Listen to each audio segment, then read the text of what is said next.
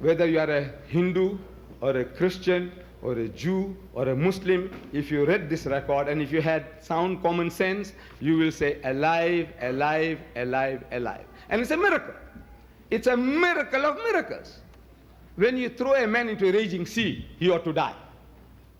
If he died, no miracle, because we expect him to die. A fish comes and gobbles a man, he ought to die. If he died, no miracle. If he didn't die, it's a miracle. Heat and suffocation in the belly of the whale, the man ought to die. 3 days and 3 nights, he ought to die. If he died, no miracle. No mu'jiza, no sign. If he didn't die, it's a miracle. So it's a miracle of a miracle of a miracle, an outstanding miracle in the Bible, 3 times over. It's a miracle from every point of view. So Jesus says, for as Jonah was 3 days and 3 nights in the belly of the whale, so shall the Son of Man be 3 days and 3 nights in the belly of the earth. As Jonah was, so shall the Son of Man be. I'm asking, how was Jonah for 3 days and 3 nights in the belly of the whale? Dead or alive? I'm asking again, how was Jesus in the tomb for 3 days and 3 nights? Dead or alive? I beg your pardon? No, according to Christendom. Dead. Ask the professor, ask the doctor. He said he was dead for 3 days and 3 nights. Jonah was alive for 3 days and 3 nights. Jesus was dead for 3 days and 3 nights. Any Christian worth the name will tell you that. Any Christian. You don't have to be a DD, and you don't have to be a theologian or a preacher or an evangelist hearing voices from heaven. You need nothing. Jonah is alive. The Christian says Jesus was dead.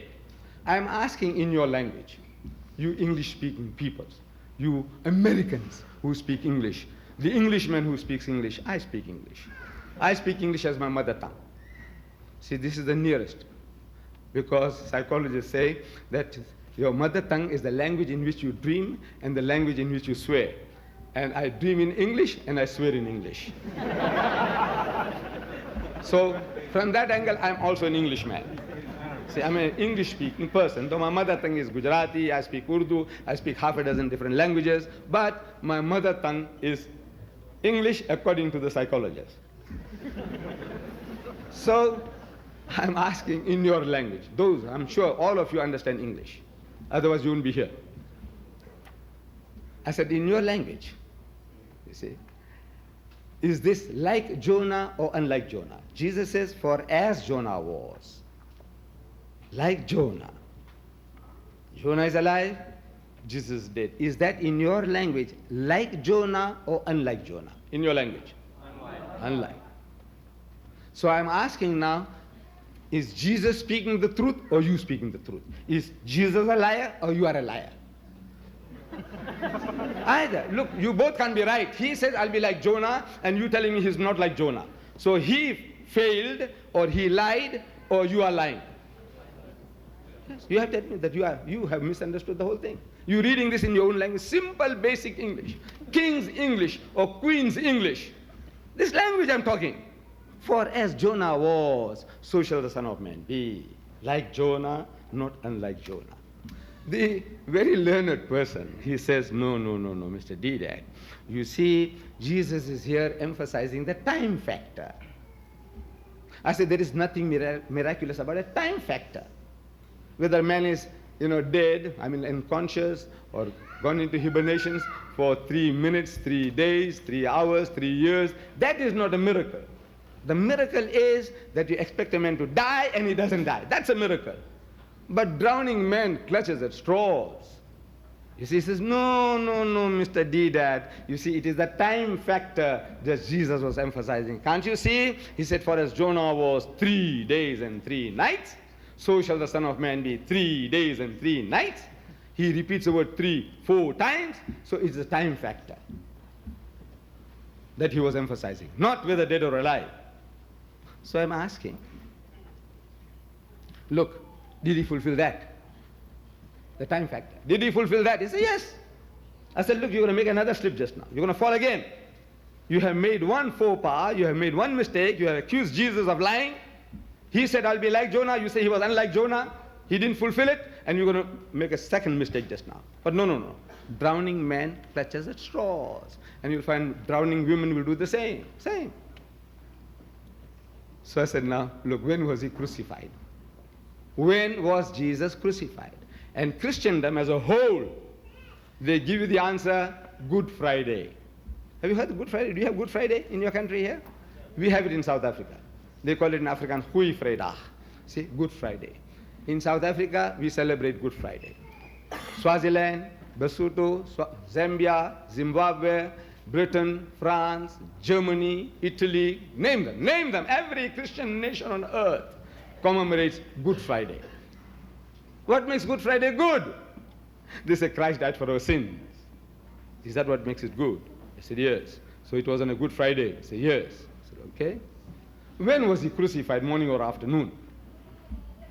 When? Well, some say morning, some say afternoon. I say, I won't argue. Whatever you say, I accept. How long was he on the cross? Some say 3 hours, some say 6 hours. I say, I won't argue with you. I won't argue with you. You say 3, I accept. If you say 6, I accept.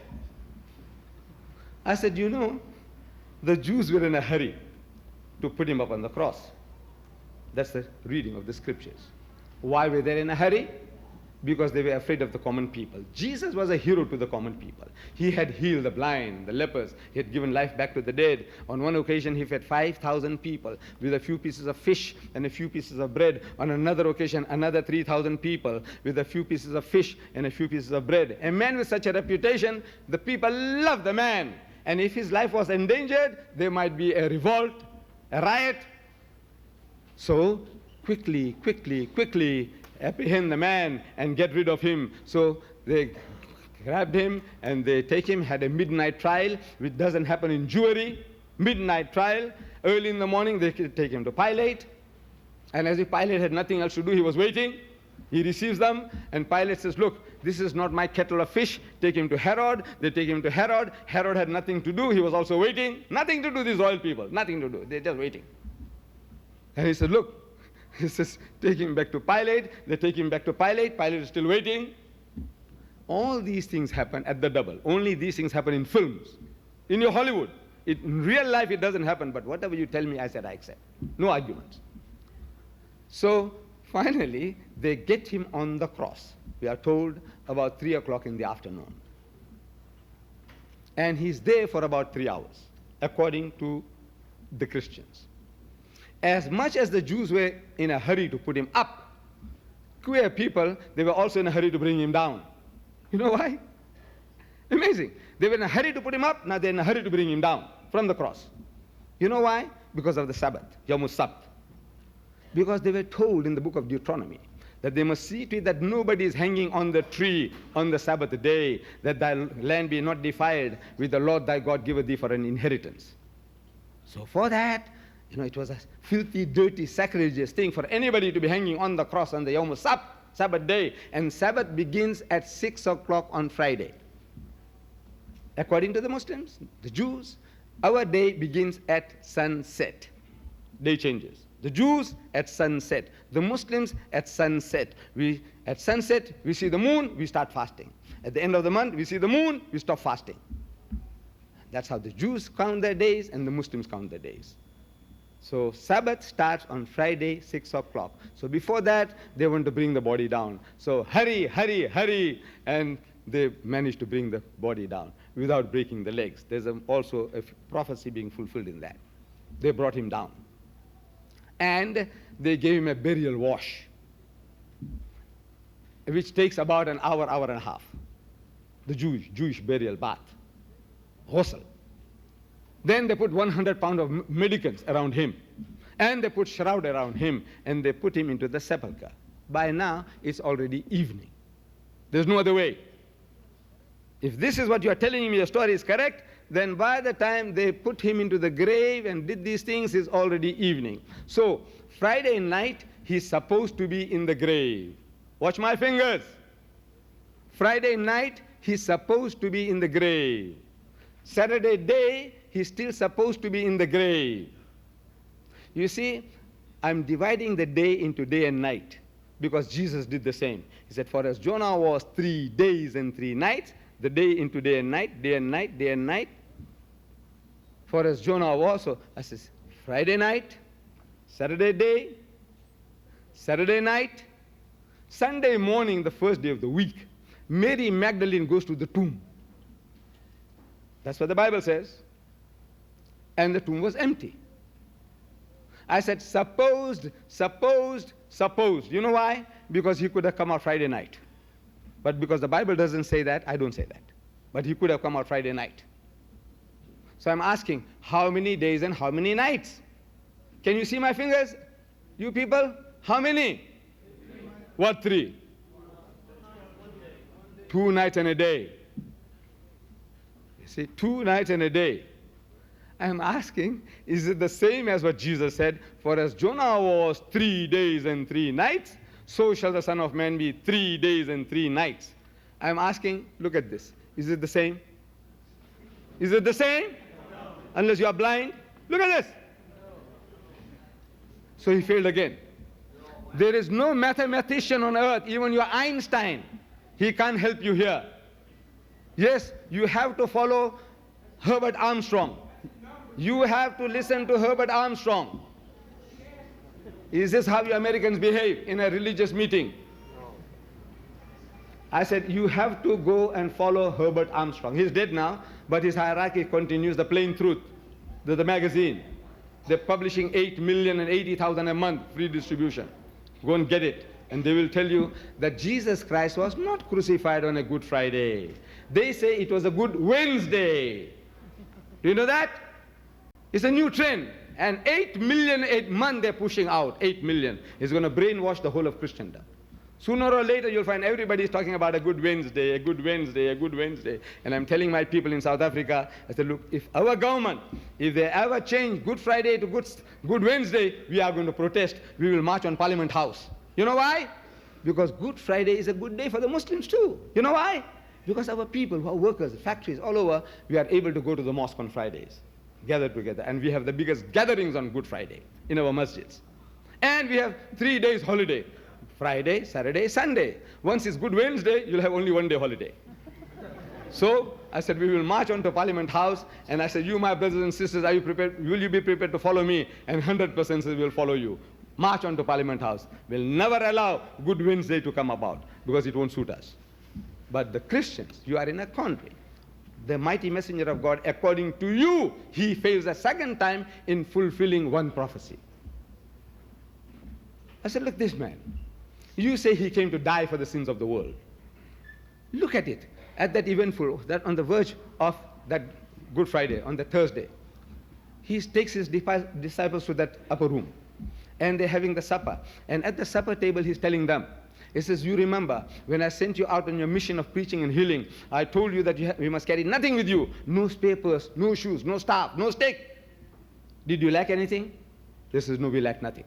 He says, but now I tell you, those of you who have no swords must sell your garments and buy them.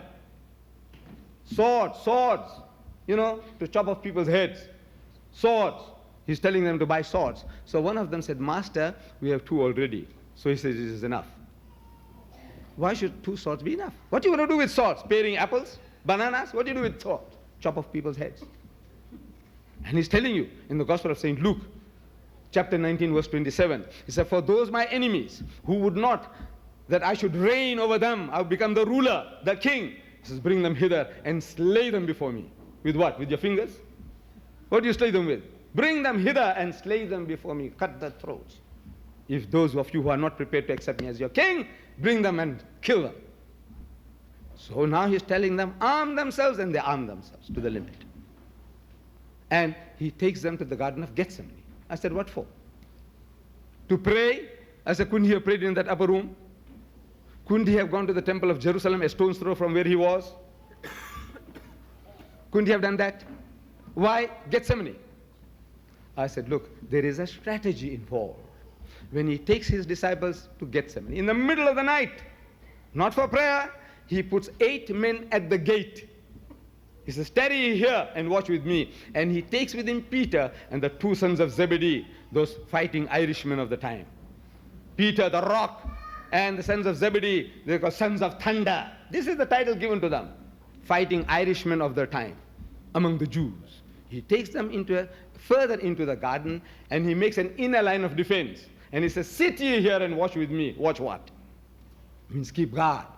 And he went a little further and fell on his face and prayed to God. Said, oh my Father, if it be possible, let this cup pass away from me, meaning remove the difficulty from me, but not as I will, but as thou wilt.